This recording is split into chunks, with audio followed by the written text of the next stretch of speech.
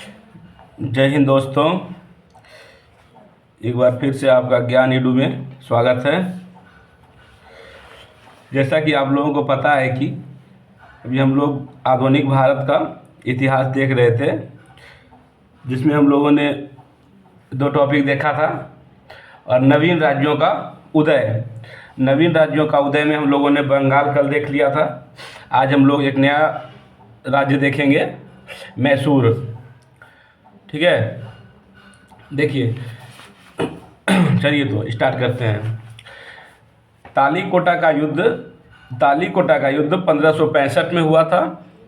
और ये युद्ध जो हुआ था, ये युद्ध आपका विजयनगर एवं बहमनी के बीच हुआ था। विजयनगर और बहमनी के बीच हुआ था, जिसमें विजयनगर का क्या हुआ था, विजयनगर का पतन हो गया था। ठीक है, विजयनगर का पतन हो गया। और 1612 में मैसूर में वाडियार राजवंश की स्थापना हुई। ठीक है, 18वीं सदी में मैसूर का राजा जो था वो चिक्का कृष्ण राज था। कौन था? 18वीं सदी में मैसूर का राजा कौन था? चिक्का कृष्ण राज था। लेकिन शासन का जो वास्तविक शक्ति थी ना, वो मैसूर के राजा चिक्का कृष्णराज में नहीं था, बल्कि वहाँ के मंत्री नेजराज तथा देवराज के हाथों में था। नेजराज और देवराज के हाथों में था। ठीक है, और इसी के समय में हैदर अली जो था, हैदर अली का भी उदय किसके समय हो रहा था? नेजराज और देवराज के समय में हैदर अली का भी उदय हुआ। चलिए हैदर अली को देखते हैं हम, जो कि महत्वपूर्ण शासक है हैदर अली। इस हैदर अली के वजह से ही हम लोग क्या कर रहे हैं, मैसूर को भी पढ़ रहे हैं। हैदर अली हो गया और टीपू सुल्तान हो गए, उनसे भी 2-3 प्रश्न बनते हैं। तो देखिए, हैदर अली का जो जन्म हुआ था वो कहाँ हुआ था? हैदर अली का जन्म कर्नाटक के कोल्लार में हुआ था। ठीक है, आपको थोड़ा सा यहाँ पे हम दिखाते हैं मैप में।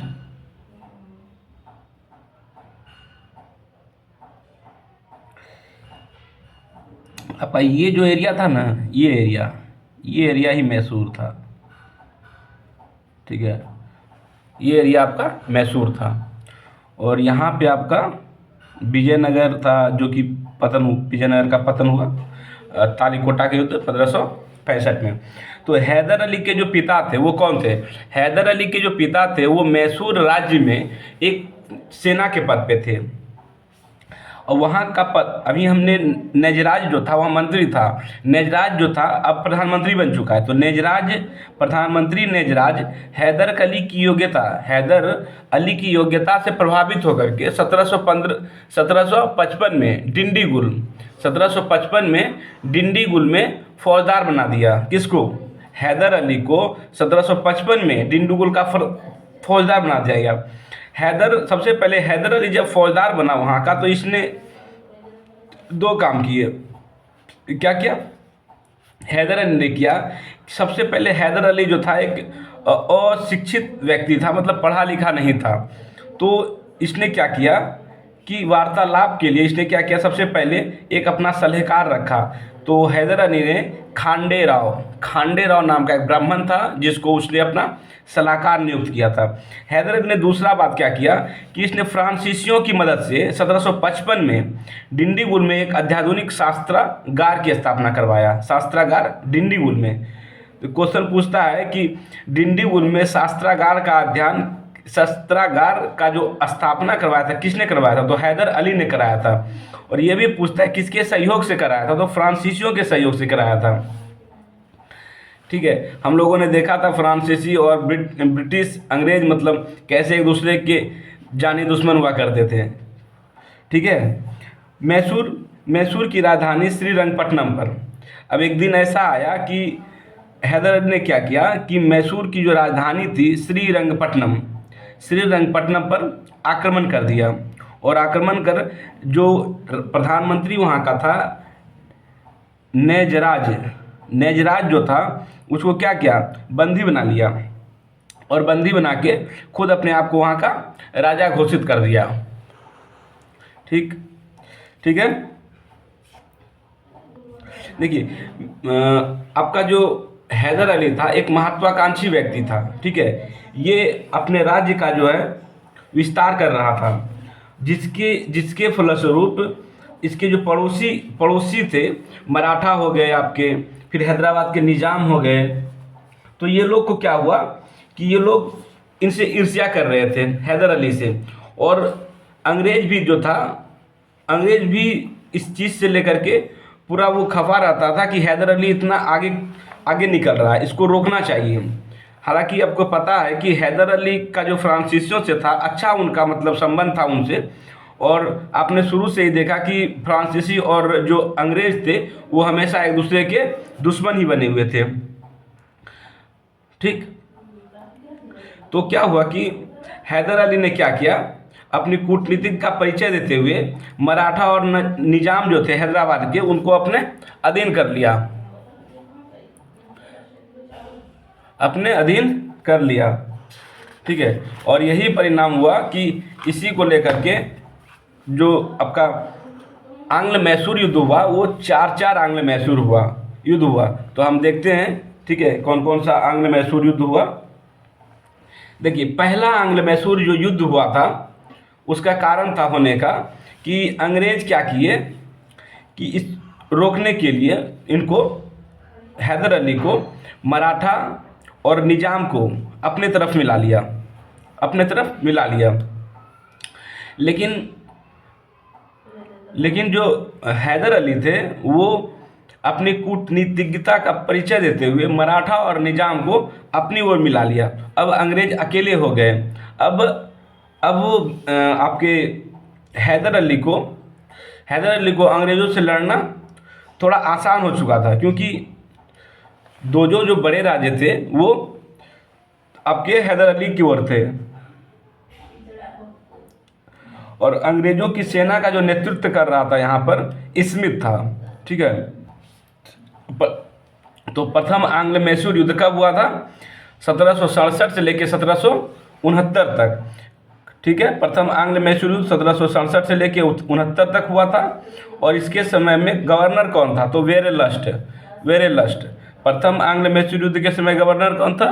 वेरेलस्ट। याद रखिएगा, ये पूछता है, आपको पूछ देगा कि जैसे प्रथम आंग्ल मैसूर युद्ध, फिर दे देगा आपका द्वितीय आंग्ल मैसूर युद्ध, प्रथम कर्नाटक युद्ध, तृतीय कर्नाटक युद्ध, फिर आपका दे देगा आपका किस युद्ध के समय कौन सा गवर्नर था। ठीक है, तो ये पूछता है। और आपको हम बताए थे कर्नाटक का युद्ध कितने हुए थे? 3 युद्ध हुए थे। आपको बताए थे संधि के बारे में भी उसका कि 3 संधि हुआ था कर्नाटक युद्ध में। एलासापेल की संधि था, फिर पांडिचेरी की संधि था, फिर पेरिस की संधि थी। तो उस तरह याद करके रखिएगा। यहाँ भी प्रथम आंग्ल मैसूर युद्ध हुआ 1769 से 1767 से 1769 में हुआ था। अब मद्रास की संधि हुई कब? 1769 से मद्रास की संधि द्वारा इस युद्ध की समाप्ति हो जाती है। कौन सी युद्ध की समाप्ति? प्रथम आंग्ल मैसूर युद्ध की समाप्ति 1769 में मद्रास के संधि के द्वारा समाप्त हो जाती है। तो अब इस युद्ध की जब संधि हो गई, जब युद्ध की समाप्ति हो गई, तो आखिर क्या हुआ कि युद्ध समाप्त हो गया?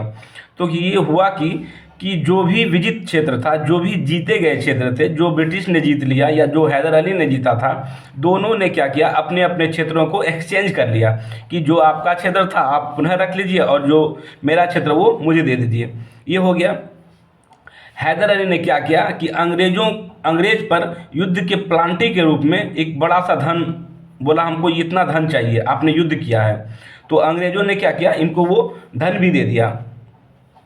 और एक संधि हुआ था कि उसी संधि में एक और पॉइंट थे कि अंग्रेज और हैदर अली एक दूसरे का सहयोग करेंगे। यानी कि अगर मान लिया जाए कि मराठा अगर अंग्रेज पर आक्रमण करते हैं तो मैसूर जो है वो आपका अंग्रेज का मदद करेगा, और अगर मराठा मैसूर पे आक्रमण करते हैं तो अंग्रेज जो है वो मैसूर की मदद करेंगे। ठीक है, ये संधि हो गया। लेकिन हुआ क्या कि मराठा ने क्या किया, मैसूर पे आक्रमण कर दिया। और जब मराठा मैसूर पे आक्रमण कर दिया तो जो मद्रास की संधि हुई थी, तो मद्रास की संधि के फलस्वरूप अंग्रेज़ों को मैसूर का तो मदद करना चाहिए, लेकिन अंग्रेज़ों ने मैसूर का मदद नहीं किया और यहाँ हुआ मद्रास की संधि टूट गई। जब मद्रास की संधि टूट गई तो वहीं पे द्वितीय आंग्ल मैसूर युद्ध का नींव रखा जा चुका था कि द्वितीय आंग्ल मैसूर युद्ध होना तय हो गया। देखिए फिर तो ये पहला युद्ध हमने आपको बताया, पहला आंग्ल मैसूर युद्ध 1767 से 1769 तक, और इसके समय में गवर्नर कौन था, वेरेलस्ट था, और ये युद्ध की समाप्ति हुई आपके मद्रास की संधि के द्वारा। अब आइए हम लोग चलते हैं द्वितीय युद्ध में कि द्वितीय आंग्ल मैसूर युद्ध। द्वितीय आंग्ल मैसूर युद्ध हमने बताया ही था कि मराठा ने हैदर पे आक्रमण किया और अंग्रेज़ों ने उसकी सहायता नहीं की। तो एक ये हो गया, एक तो ये पहले से था ही। दूसरा क्या हो गया कि माहे जो था, माहे पर अंग्रेज़ों ने कब्जा कर लिया। जो माहे क्षेत्र है, जो आज आपका पुदुचेरी का ही हिस्सा है, माहे क्षेत्र, तो क्या हुआ कि इस पे कब्जा कर लिया। कौन कर लिया? अंग्रेज़ों ने माहे पर कब्जा कर लिया, जो मैसूर राज्य में था। तो यहाँ तो ये दिख ही रहा है कि जो मद्रास की संधि हुई थी उसका उल्लंघन है। और अब हुआ क्या कि द्वितीय आंग्ल मैसूर युद्ध 1780 से 1784 में हुआ, और इसके समय में गवर्नर कौन था? Warren Hasting. द्वितीय आंग्ल मैसूर युद्ध के समय गवर्नर कौन था? वारेन हेस्टिंग था। और कब से कब तक हुआ? 1780 से लेकर 1744 तक। तो इस युद्ध, जो द्वितीय आंग्ल मैसूर युद्ध हुआ, तो इस समय अंग्रेजों का नेतृत्व कौन कर रहा था? तो अंग्रेजों का नेतृत्व कर रहा था आयरकूट कर रहा था। कौन कर रहा था? सर आयरकूट, ये नाम था इसका, सर आयरकूट। अंग्रेजों का नेतृत्व कर रहा था सर आयरकूट। ठीक है। हालांकि यहाँ पर आपके हैदर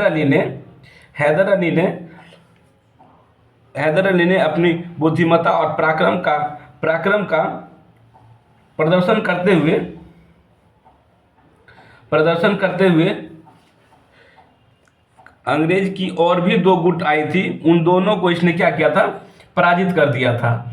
और जैसे हेक्टर मुनरो भी पहले आया था मद्रास से, और दूसरा एक था कर्नल बेली भी आया था इसकी अध्यक्षता में। दोनों को हैदर अली ने हरा दिया था। अब वारेन हेस्टिंग ने भेजा किसको? सर आयरकूट को भेजा। और 1781 में एक युद्ध होता है, पोर्टो नोवा का युद्ध। याद रखिएगा, ये बहुत इंपॉर्टेंट है। पोर्टो नोवा का युद्ध कब हुआ था? 1781 में।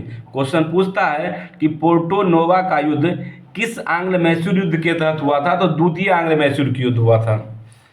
पोर्टो नोवा का युद्ध द्वितीय आंग्ल मैसूर युद्ध के तहत हुआ था। और पोर्टो नोवा के युद्ध में हैदर अली हार जाते हैं और 1782 में उनकी मृत्यु हो जाती है। और अभी तो युद्ध चल ही रहा था, और इस युद्ध के बाद टीपू सुल्तान जो हैदर अली के पुत्र हैं, उन्होंने बागडोर संभाली। अंतोगत्वा ये जो आपका फिर 84 में मैंगलोर की संधि हो जाती है। 84 में मैंगलोर की संधि हो जाती है। अब होता है क्या? तृतीय आंग्ल मैसूर युद्ध 1790 से 1792 में। 1790 से 1792 में। ठीक है। अब आखिर क्या हुआ कि तृतीय आंग्ल मैसूर युद्ध फिर से हो गया? तो देखिए कि त्रावणकोर दक्षिण भारत का एक क्षेत्र है। त्रावणकोर के राजा पर क्या हुआ कि डचों ने क्या किया? डचों ने मैसूर राज्य का कुछ क्षेत्र त्रावणकोर के राजा को बेच दिया। त्रावणकोर का जो राजा था, तो डचों ने क्या किया कि त्रावणकोर के राजा को कुछ क्षेत्र बेचा। तो मैसूर ने ऑब्जेक्शन किया कि वो मैसूर राज्य का क्षेत्र है, आप उस क्षेत्र को वापस कर दो। तो त्रावणकोर का राजा ने क्या किया? वापस नहीं किया। तो अब तो यहाँ पे टीपू सुल्तान आ चुके हैं, क्योंकि 1782 में तो हैदर अली की मृत्यु हो गई है, टीपू सुल्तान यहाँ पे राजा हैं, तो उन्होंने वापस नहीं किया। तो और वो ट्रावनकोर का जो राजा था वो अंग्रेज का क्या था, अंग्रेजों का दोस्त था। ट्रावनकोर का जो राजा था वो अंग्रेज का दोस्त था, और टीपू सुल्तान ने क्या किया, उन पर आक्रमण कर दिया। हालांकि यहाँ टीपू की हार हो जाती है, टीपू सुल्तान की हार हो जाती है, और यहाँ टीपू सुल्तान को एक अपमानजनक संधि मतलब करना पड़ता है यहाँ पर, और वो संधि होती है श्रीरंगपट्टनम की संधि 1792 में। तो आप तृतीय कर्नाटक युद्ध कब हुआ, 1790 से 1792 में। किसके समय हुआ, तो कार्नवालिस के समय हुआ। और इस युद्ध की समाप्ति कैसे हुई, तो श्रीरंगपट्टनम की संधि के द्वारा 1792 में इस युद्ध की समाप्ति हो जाती है।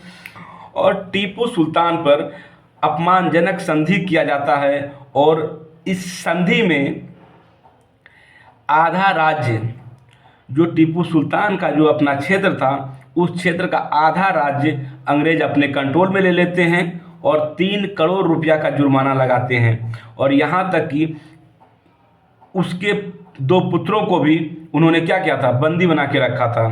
तो इससे बड़ा हार टीपू सुल्तान की नहीं थी, टीपू सुल्तान की हार इससे बड़ी नहीं थी। हालांकि टीपू सुल्तान जो था कोई हताश होने वाला व्यक्ति नहीं था, ठीक है, वो अपने प्रयास जारी रखा, अपना प्रयास उसका जारी था कि हम कैसे अपने क्षेत्र को वापस लाएं, और इसके लिए वो फ्रांसीसियों से मदद चाह रहा था, ठीक है, और इसकी भनक पहले से ही अंग्रेजों को लग चुकी थी। तो फिर होता है चतुर्थ आंग्ल मैसूर युद्ध 1799 में। 1799 में होता है चतुर्थ आंग्ल मैसूर युद्ध। कब होता है, 1799 में। ये होता है कि टीपू सुल्तान ने तो सहायक संधि को अस्वीकार कर दिया था, और 1799 में ही टीपू सुल्तान की मृत्यु भी हो जाती है। और उसके बाद जो यहाँ का जो मैसूर का जो क्षेत्र था, जो मैसूर का शेष भाग था, वो जो वाडियार राजवंश था, जो हम पहले आपको बताए थे, वाडियार राजवंश को सौंप दिया जाता है, ठीक है। तो चतुर्थ आंग्ल मैसूर युद्ध कब हुआ था, 1799 में हुआ था। उसमें गवर्नर कौन था, वेलेजली गवर्नर था, ठीक है। एक बार हम फिर से आपको इसको फिर से समझा देते हैं। प्रथम आंग्ल मैसूर युद्ध कब हुआ था, 1767 से 1769 तक में हुआ था। किसके समय हुआ था, वेरेलस्ट के समय हुआ था। संधि कौन सी हुई थी, मद्रास की संधि हुई थी। कब हुई थी, 1769 में हुई थी। द्वितीय आंग्ल मैसूर युद्ध कब हुआ था, 1780 से 1784 के बीच हुआ था। कौन गवर्नर था, उसमें वारेन हेस्टिंग था। किस संधि के द्वारा युद्ध समाप्त हुआ, मैंगलोर की संधि 1784 में। पोर्टो नोवा का युद्ध कब हुआ, 1781 में। हैदर अली की मृत्यु कब हुई, 1782 में। तृतीय आंग्ल मैसूर युद्ध कब हुआ था, 1790 से 1792 के बीच। किस उसमें गवर्नर जनरल कौन था, तो कॉर्नवालिस था। और इस युद्ध की समाप्ति किससे हुई, तो श्रीरंगपट्टनम की संधि 1792 में हुई थी। फिर चतुर्थ आंग्ल मैसूर युद्ध कब हुआ, 1799 में हुआ था। उसमें गवर्नर कौन थे, तो वेलेजली थे। अब युद्ध की समाप्ति किस संधि से, कोई संधि नहीं। क्यों, क्योंकि यहाँ पे कोई राजा थे ही नहीं, क्योंकि टीपू सुल्तान की हो चुकी थी मृत्यु। तो संधि किस लिए, और संधि कौन करता, तो इसलिए कोई संधि नहीं हुई थी। चतुर्थ आंग्ल मैसूर युद्ध में कोई संधि नहीं हुई थी। तो आप यहाँ ऐसे याद कर सकते हैं कि मद्रास और मैंगलोर में थोड़ा सा कन्फ्यूजन हो सकता है। तो आप मद्रास में छोटी एम मान लीजिएगा और मैंगलोर में बड़ी एम मान लीजिएगा। तो MMS, मद्रास, मैंगलोर और श्रीरंगपट्टनम, ऐसे याद कर लीजिएगा, MMS, ठीक है, MMS याद कर लीजिएगा।